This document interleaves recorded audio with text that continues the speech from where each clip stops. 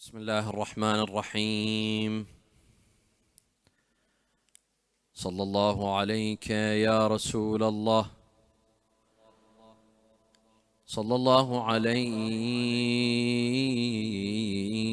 يا سيدي ويا مولاي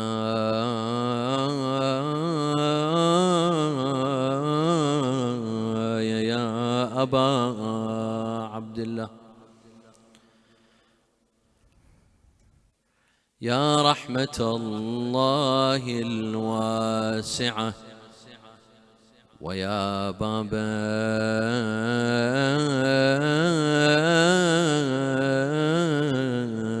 نجاة الأمة، ويا عبرة كل مؤمن ومؤمنة،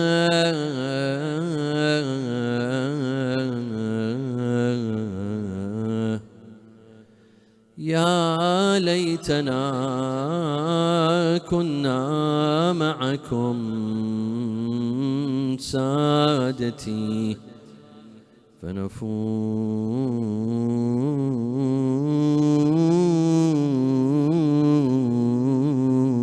فوزا عظيما.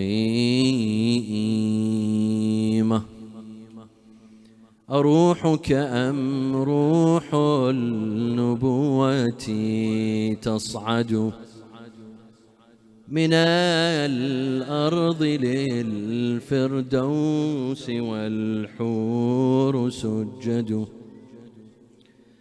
أرأسك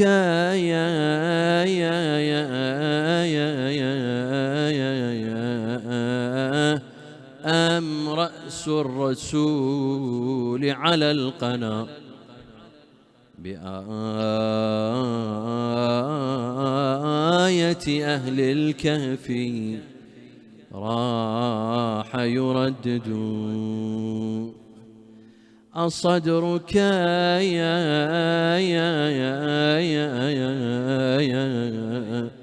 أم مستودع العلم والحجاب لتحطيمه جيش من الظلم يعمد،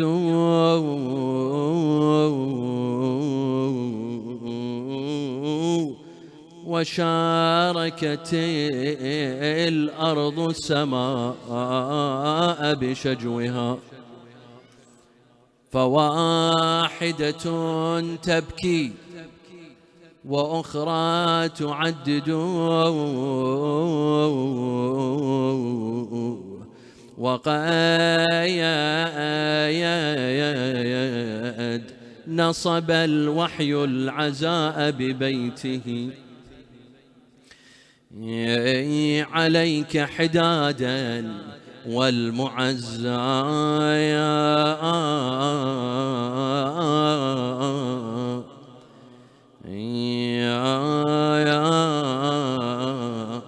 محمد،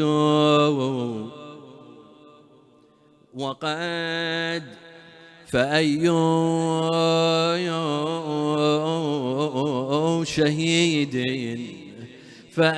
شهيد أصلت الشمس جسمه، ومشهدها يا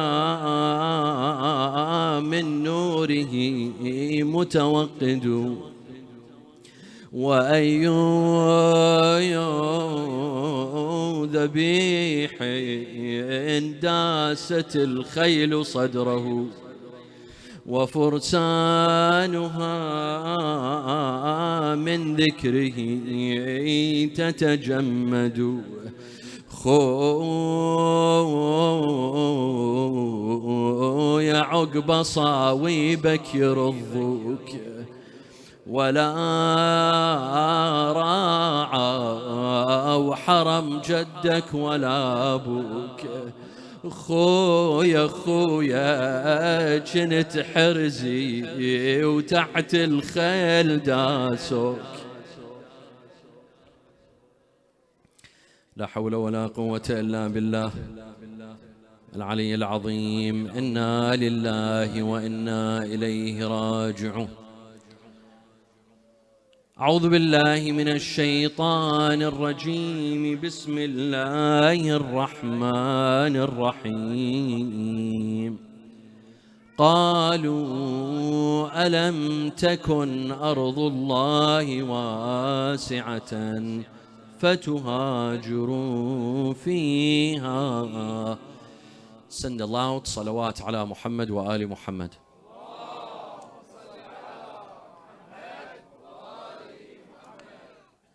Rasulullah sallallahu alayhi wa sallam lived for over a decade in Mecca. He was born in Mecca. He was raised in Mecca. And he was sent as a messenger in Mecca. For a decade, more than a decade, Rasulullah sallallahu alayhi wa tried his best, exerted immense effort to convert the people of Mecca and Quraysh to Islam.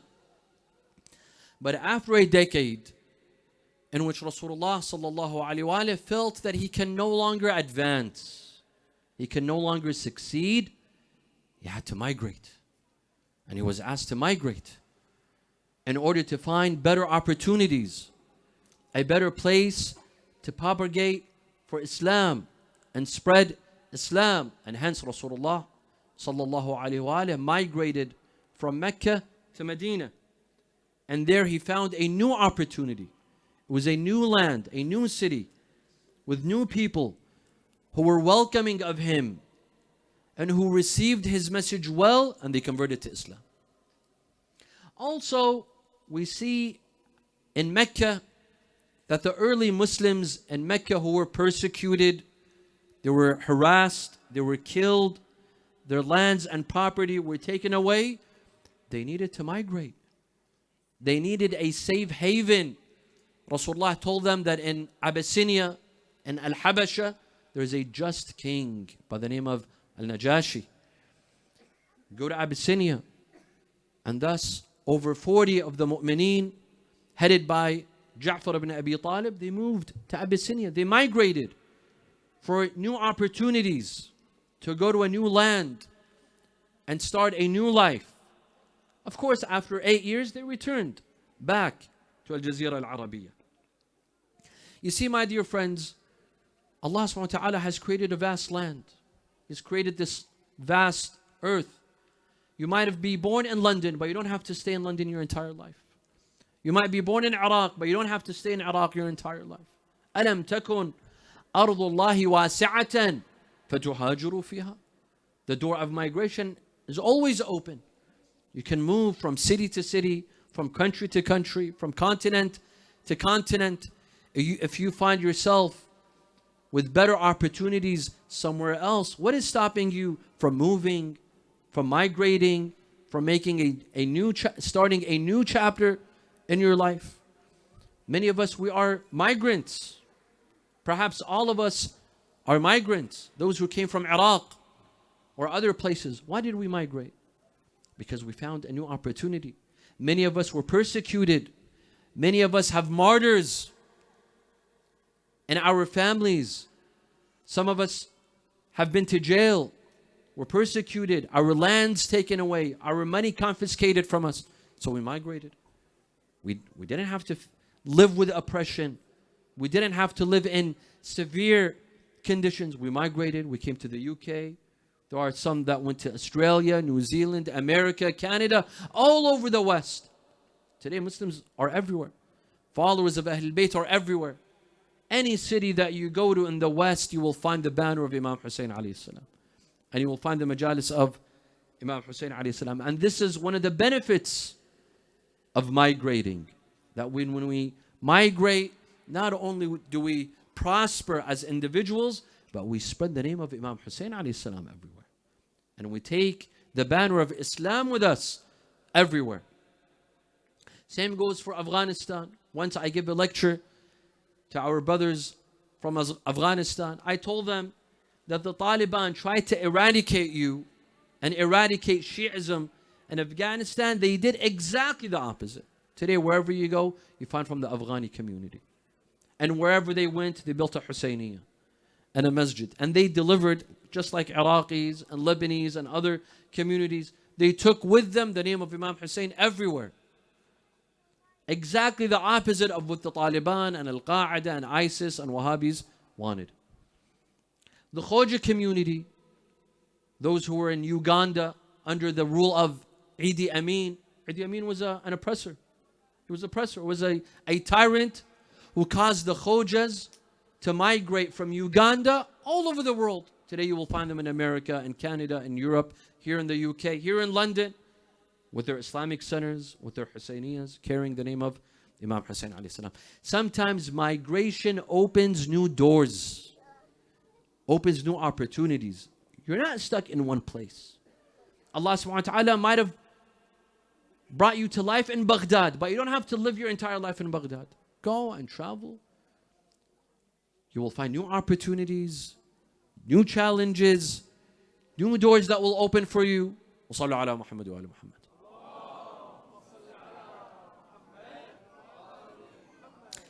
Today, my dear friends, Muslims in the West are at a crossroad. Today, Muslim families in the West face major challenges. Here in the UK, in America, in Canada, in Australia, in New Zealand, all over Europe. Today we face major challenges. One of those challenges is the issue of gender identity. This is something being implemented in schools, being taught to young children, that you can choose your gender. You can be a male or a female, or you could be both, or you could be neither, or you could choose a third, a fourth, a 10th sort of gender. And they're teaching our children. They're coming after our children, our kids. The family unit is under attack. A family unit that is made up of a father and a mother, this is being attacked. They're being told that a family could be made up of two men. Your parents could be two men, or your parents could be two women. They are instilling such ideas in our children. This is one challenge. The other challenge is from another type of community that causes that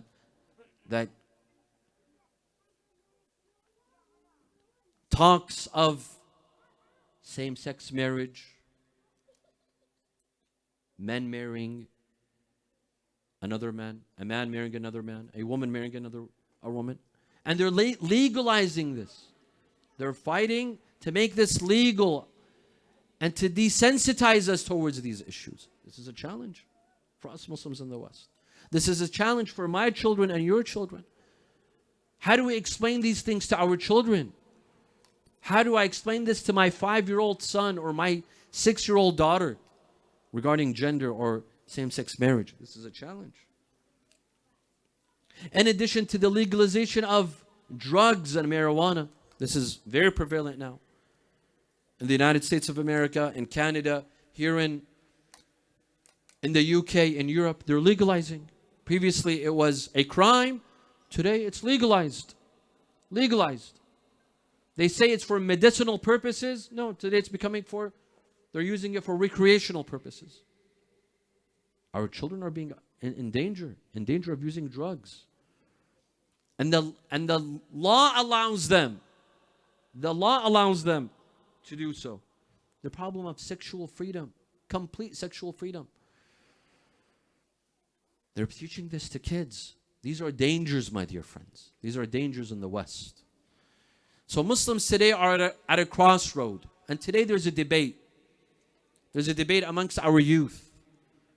That do we stay or do we pack our bags and we leave? We go back home. Wherever home is. What do we do?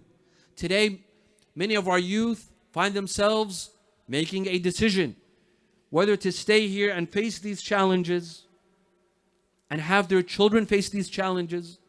And God forbid, some of our children might be drifted in this storm, in this tsunami of this rage of gender and the chaos of over-sexuality and sexual freedom and the usage of drugs and the legalization of drugs.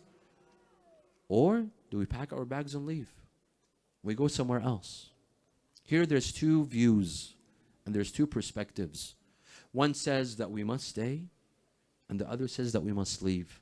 And tonight we will present both views, both perspectives as accurately and as objectively as possible, and then we will say our perspective and our take on this subject. Wa sallu ala Muhammad wa ali Muhammad.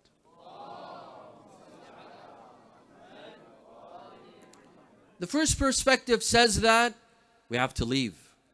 Enough is enough. We cannot raise our children in such a society any longer. Yes, alhamdulillah, we came to the UK. Our parents, they fled from political persecution, from Hizb al-Ba'ath, for example, from the Taliban, or whatever. They came here, they sought asylum, they sought an education, we sought an education, we prospered economically, but now there's a danger. Now there's a real danger. And because there's a real danger, now we have to pack our bags and leave. Because our children are in danger. There's a risk of losing our children to immorality. Losing them to the liberals. To the dangerous liberals and the dangerous liberal ideology. No. This, enough is enough. Enough is enough. Our children are being indoctrinated. You know what the problem is? Even in cartoons, even Disney cartoons, which were the most innocent type of cartoons that all children enjoyed. Today, even in Disney cartoons and movies, they're indoctrinating our children. They're putting scenes of same-sex individuals or characters. Even in Avenger movies, superheroes. For God's sake, even Superman. Every kid's idol, Superman is going towards the rainbows. This is ridiculous. Where do you draw the line? It's getting out of hand. It's getting out of control. And they have an agenda. They're coming after my kids and your kids. Otherwise, why put it in movies? Why put it in cartoons? Disney cartoons. Why? Because they have an agenda to desensitize. Because when you watch it in cartoons and movies, you become okay. You say, it's not a big deal. It's fine. Why the fuss? Why the chaos? This is okay. This is natural. That's the whole point. They want to desensitize us. This is very dangerous. When you become desensitized to such sort of views, to such sort of scenes. And Allah, so this camp, this first perspective, says that Allah will hold us accountable. إن الذين توفاهم الملائكة ظالمي أنفسهم قالوا فيما كنتم قالوا كنا مستضعفين في الأرض قالوا ألم تكن أرض الله واسعة فتهاجروا فيها فأولئك مأواهم جهنم وساءت مصيرا. Allah tells us about a people, when they die, the angels will tell them, what were you doing in this country, in this society? قالوا كنا مستضعفين. We were powerless. We had no say. We had no voice. The answer will be, but could you not have migrated? Why didn't you migrate? Why didn't you move? God's green earth, this vast universe, this vast planet, you couldn't have moved from place to place? Why were you stuck in one place? Why were you stuck in one city or one country? You could have moved. And then the verse says, these people will be put in hell. أولئك مأواهم جهنم وساءت مصيرا. These people, their place is in hellfire. So this perspective says that we came here as guests. We did not come here to stay forever. We came here to seek asylum from political persecution because our countries were not safe. We didn't feel safe at home. Many of us might have been killed or persecuted or jailed. Today that is over. The danger is over. Our countries are safe. We can go back. Now that we've made enough money, we can go back. And plus there's another problem here in the West. Complacency with genocide. Complacency with genocide. They don't say a word. In the past year, did you hear any politician in the West use the word ceasefire? None. None. They'll use any word, but not the word ceasefire. God forbid. How could they? The West lost all of its morality. It lost all of its humanity. They see the massacre happening, a genocide happening in their backyard, and they're quiet. And they're quiet. No, they're not just quiet, but they give arms. And they're very complacent. So some say enough is enough. We live in a country where they're complacent with genocide, and we're giving them our taxes. We're sponsoring such sort of behavior. Imam Hussain alayhi salam says, ألا ترون إلى الحق لا يعمل به وإلى الباطل لا يتناهى عنه. Do you not see that truthhood is not being implemented, falsehood is not being repelled? What sort of life is this? Complacency with genocide, complacency with oppression and tyranny. Some say that if we stay here, perhaps our daughters will take off their hijab. They'll reject hijab. Perhaps our children will go towards drugs. Perhaps our children will become victims of school shootings and violence. I don't know if you have this here in the UK, but in the US we have this.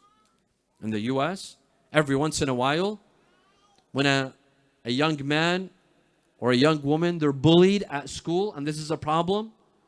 When children bully each other, they make fun of each other because of the way they look, or their accent, or their hair, or their clothing. They're bullied, being bullied time and time again. What do? After a while, they fall into depression. They come back to school and open fire. And this is exactly what is happening in the United States because of bullying. Because of bullying. Maybe you don't have this problem here in the UK. I don't know. You have this problem? This is a problem. This is a problem. School violence.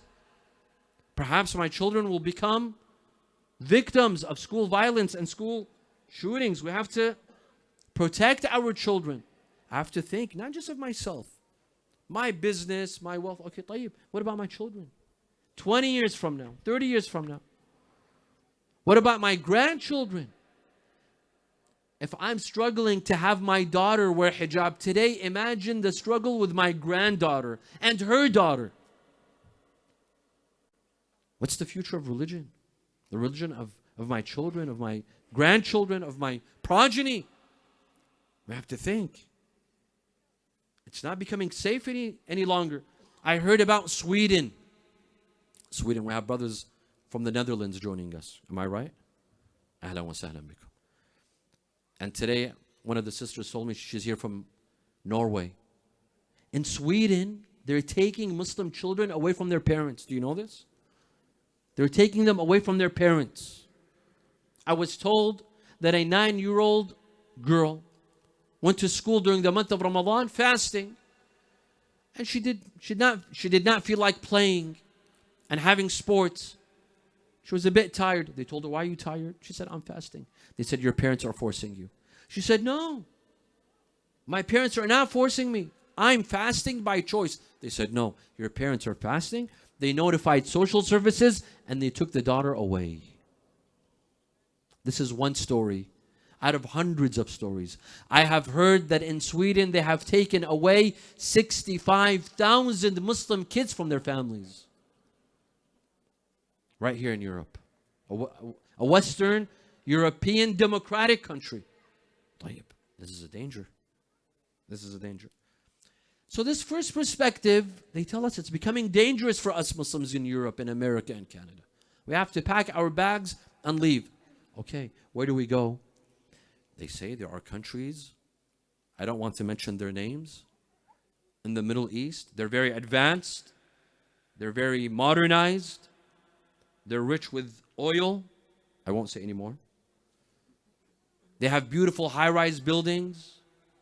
There's nothing about gender identity and LGBTQ and any of this stuff. There are Muslim countries, halal food, Islamic schools, Arabic schools. We can move to these countries. And I know several from here, from the UK, that migrated, and they went. And they went. I have friends from Manchester, some here from London. They moved. They moved to these countries. And they say this is the best option for us. طيب. This is the first perspective. Let us come to the second perspective. وَصَلَّ عَلَى مُحَمَّدٍ وَآلِ مُحَمَّدٍ.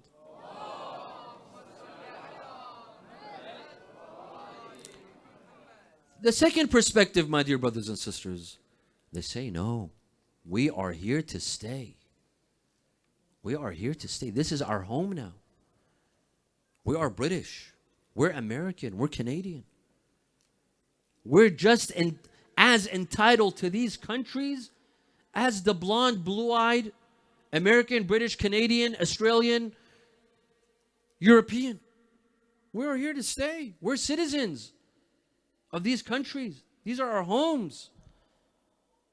We invested our time, our money in these homes and in these countries. And these challenges of gender and sexual freedom and the legalization of drugs, it doesn't just affect us. It affects Christians and Jews as well. Anyone who's religious. Not just us. Anyone who has religion and has faith is affected.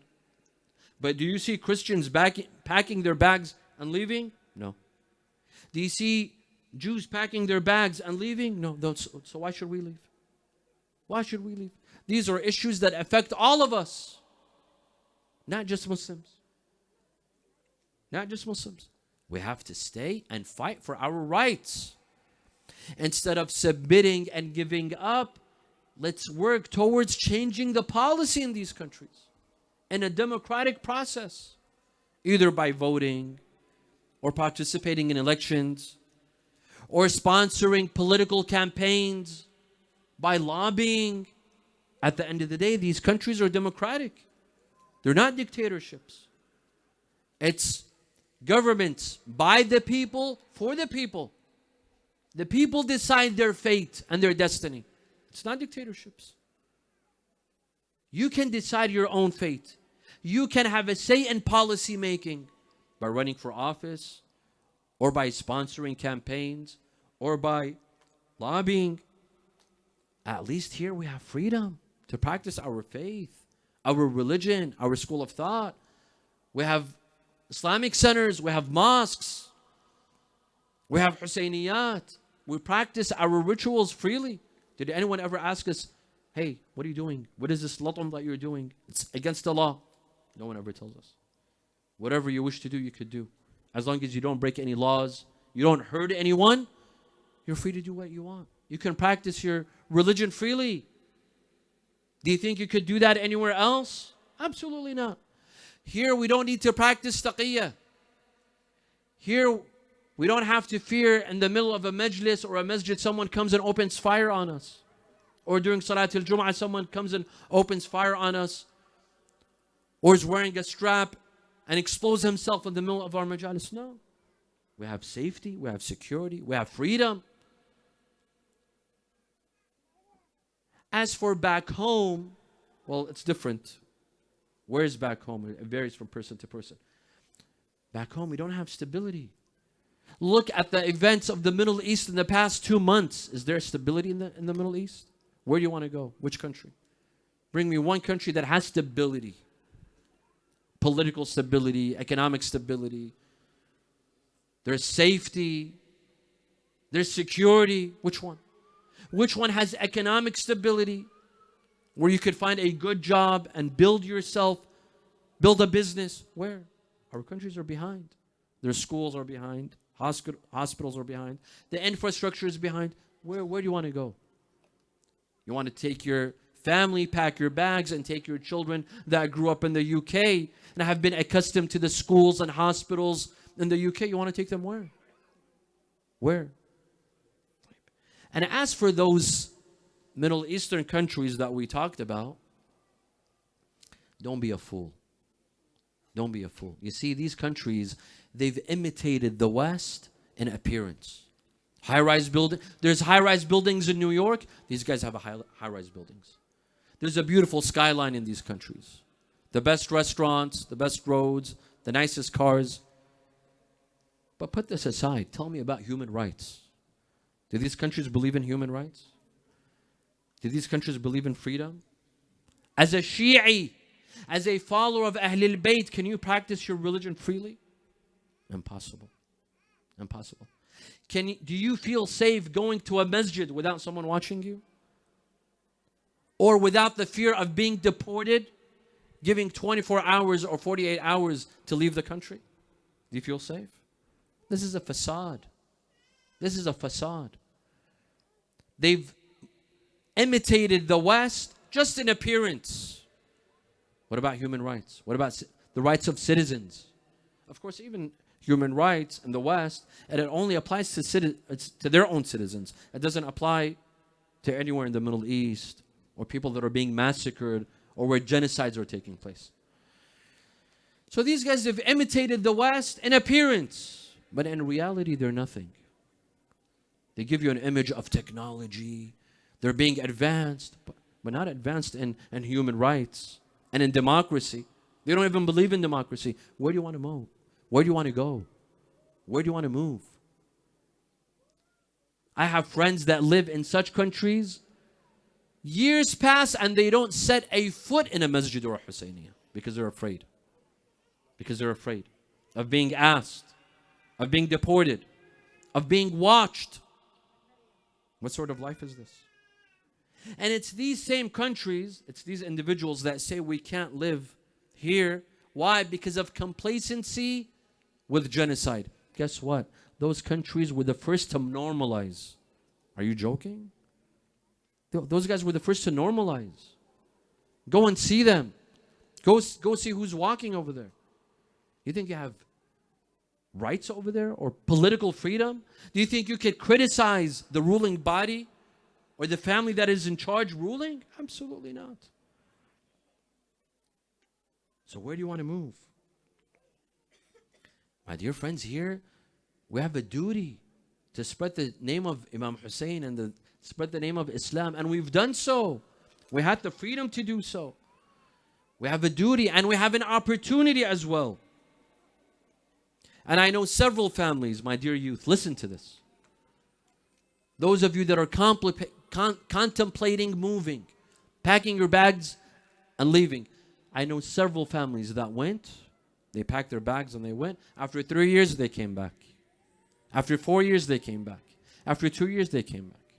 It's a matter of time. You go there for 2 or 3 years and then you end up coming back. Believe me.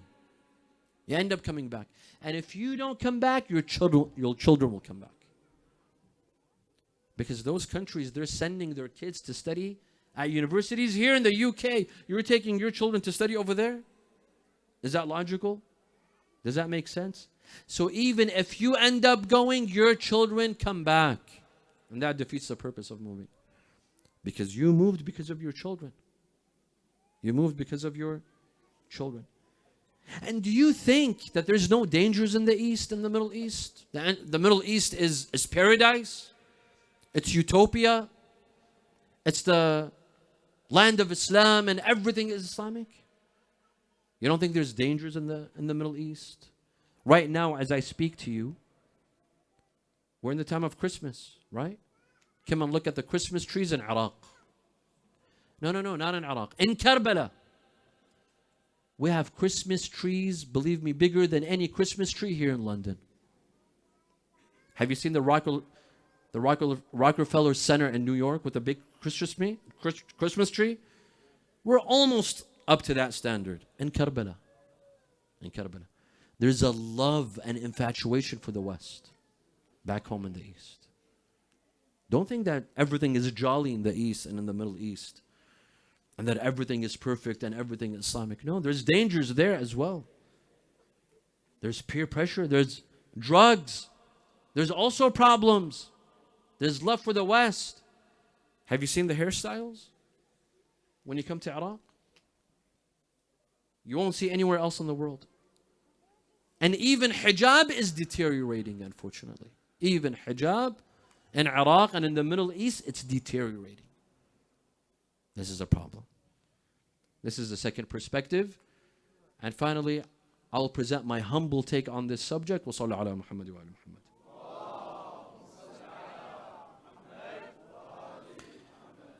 My dear brothers and sisters, it all goes back to parenting. If you can properly parent in the East, you can properly parent in the West.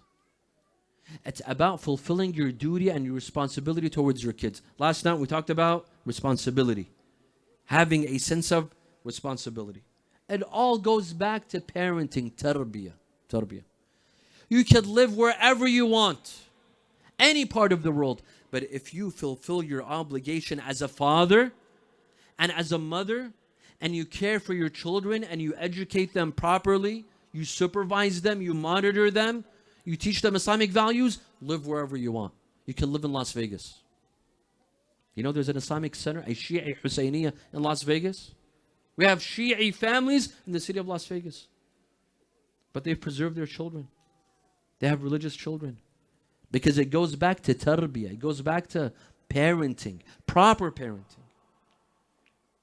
You could live wherever you want. It doesn't matter where you live, in the East or the West.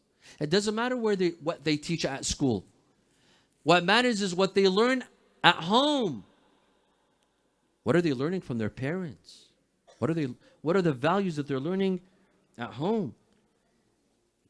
Parenting is a 24/7 job. It doesn't stop all year long, all month long, all day long. There are some parents that have shortcomings towards their kids. They haven't fulfilled their responsibility towards their kids. And they say, we're afraid for our children. I'm afraid of this whole liberal ideology in the West. I'm afraid they'll steal our children. Wait a second. Have you done your job? Have you done your homework? As a father, have you raised your children properly? As a mother, have you raised your children properly? If you have, there's no reason to worry. There's no reason to worry. If you've done your job in parenting. The problem is when we slack off as parents, we don't raise our children in an Islamic manner. I know some parents, they're careless towards their children completely. There's no tarbiyah, there's no proper Islamic parenting. When the children are completely lost, they've gone towards drugs, the daughter has lost their hijab, they come, Sayyid, please rescue my child. Are you serious? Where were you? Were you sleeping? Do you expect the alim to perform a miracle? Read a dua and all of a sudden your child is rescued? It doesn't work that way. You can't be negligent towards your children. Raise them in a proper way and you could live wherever you want. Of course, there's also the importance of majalis, youth camps, Islamic schools, youth sessions. These are all extremely important. They play a major role. A lot of families in the East, in the Middle East, you know, mosques in the Middle East, what role they play? For fawatih, funerals. That's the only time they go to a masjid. Many of them. You only see them in the masjid when there's a funeral. They come and they pay their respects to the family of the deceased. As for attending a lecture, attending Salat al-Jama'ah, listening to words of admonishment, it's non-existent. It's non-existent. My dear brothers and sisters, it doesn't matter where you live. What matters is how you parent. Have you done your job as a father? Have you done your job as a mother? Live wherever you want to live. You don't have to move. You don't have to pack your bags and leave. Just fulfill your duties as parents. Take care of your children the same way that you care for them physically and you put them in the best schools and you buy them the best sort of clothing. Take care of them Islamically. Take care of them morally and ethically. I know Muslim families here in the West, their children have memorized Quran because of their parents fulfill their responsibility. Their children have memorized the Quran. I know some Muslim youth here in the West who pray Salat al-Layl, that never miss Salat al-Layl. But they're surrounded by dangers. Doesn't matter. With proper parenting, they could be surrounded with all sorts of dangers. But if they're raised on the right tracks, you don't have to worry. You don't have to pack your bags and leave. It all comes back to parenting, my dear friends. Why do we commemorate Baneen? What was so special about her? What was special about her was her parenting. Raising 4 children to be at the service of their elder brother, Imam Hussain. This is the secret of Ummul Baneen's success. She succeeded as a mother. She succeeded in parenting and raising her children to serve the Imam of their time. To be soldiers, loyal soldiers to the Imam of their time, Imam Hussain. Not because he's their brother. Abu Fadl Abbas, we always speak about his loyalty as a brother. Brother. He was loyal to his brother. Al-Abbas was loyal to Imam al-Hussain, not because it's his brother, because it's his Imam. It was his Imam. It wasn't because it's his sibling. You think this is how Al-Abbas thought? That this is my brother, I have to fight with him and save him? No. It's because it's his Imam. It's just because it was his Imam. That's why Imam Sadiq alayhi salam says, رحم الله عمي العباس فقد كان نافذ البصيرة صلب الإيمان. Al-Abbas knew that Imam al-Hussain was the Imam of his time. He was an obedient soldier to the Imam of his time, raised by Ummul Baneen salawatullahi wa salamuhu alayha. Last night we mentioned how the caravan of Imam Zain al-Abidin and Sayyidah Zainab returned back to Medina, and how Ummul Baneen came to receive the news of the death of her sons and the death of Imam al-Hussain from Bishr ibn Hadlam. It was a very sad week, a very sad period for Bani Hashim returning to Medina. Imagine as Sayyidah Zainab returns to Medina, but her brothers are no longer there. The house of Imam al-Hussain is empty. The house of Abu Fadl Abbas is empty. When Sayyidah Zainab came back to Medina, she sat at home with Bani Hashim and they had a state of mourning, not allowing anyone to enter upon them, because Zainab was mourning. She wanted to mourn her brothers. She would sit and mourn Imam al-Hussain and his brother Al-Abbas and her children, her nephews. They were in a state of mourning. ساعد الله قلب العقيلة. أنا شقول اللي يناشدني من الناس. الناس أخوك حسين وين عباس أقل لهم حسين ظل جثة بلا راس وعباس البطل قطعة ويمينه يا عباس البطل قطعة يا ويمينه. It's as if Sayyidah Zainab is speaking to her brother Imam Hussain upon returning to Medina. إن كان تريدني أنسى وبطل نوحي ونيني أخذ ذكراك من عقلي وأخذ صورتك من عيني أيام الجنت يمك أناغيك وتناغيني. One of these days that as Sayyidah Zainab and Bani Hashim, the women of Bani Hashim, were gathered in the house of Sayyidah Zainab mourning and crying, they heard knocking on the door.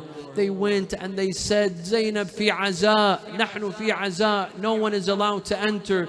Zainab said, no, this is a woman that will participate in our aza.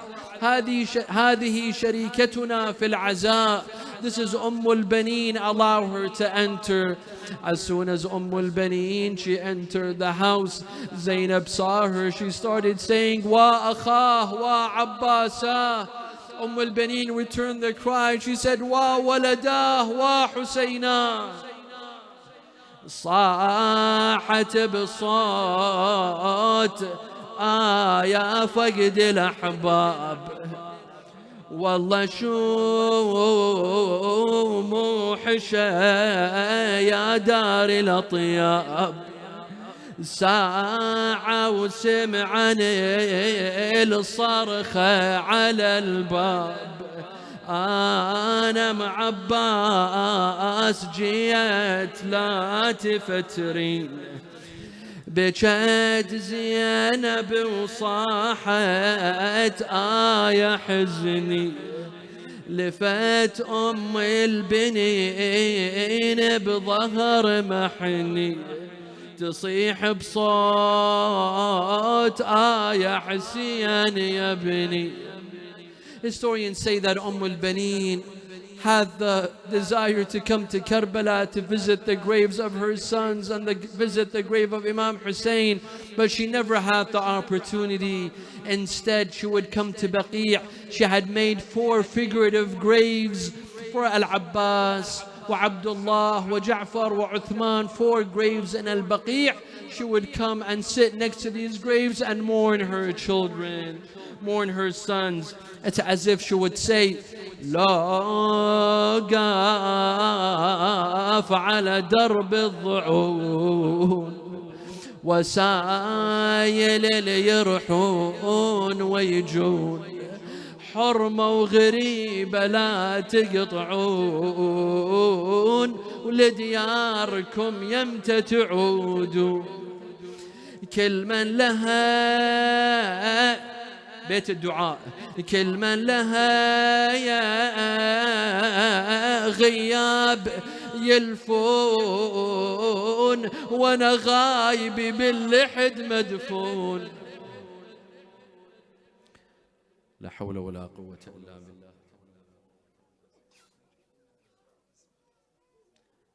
العلي العظيم. إنا لله وإنا إليه راجعون، وسيعلم الذين ظلموا أي منقلب ينقلبون، والعاقبة للمتقين. سيدنا سيد غياث تفضلوا مولانا. شيخنا أبا علي تفضلوا مولانا. شيخنا الحائري تفضلوا مولانا. نسألك اللهم وندعوك باسمك العلي الأعظم الأعز الأجل الأكرم يا الله. اللهم لا تدع لنا ذنبا إلا غفرته، ولا هما إلا فرجته، ولا عيبا إلا سترته، ولا خوفا إلا آمنته، ولا رزقا إلا بسطته، ولا شملا إلا جمعته، ولا مرضا إلا شفيته، ولا غائبا إلا حفظته وأدنيته، ولا حاجة من حوائج الدنيا والآخرة لك فيها رضا ولنا فيها صلاح إلا قضيتها ويسرتها يا أرحم الراحمين. اللهم كن لوليك الحجة بن الحسن صلواتك عليه وعلى آبائه في هذه الساعة وفي كل ساعة وليا وحافظا وقائدا وناصرا ودليلا وعينا، حتى تسكنه أرضك طوعا وتمتعه فيها طويلا برحمتك يا أرحم الراحمين. ولأرواح المؤمنين والمؤمنات والعلماء والشهداء نقرأ سورة الفاتحة مع الصلوات.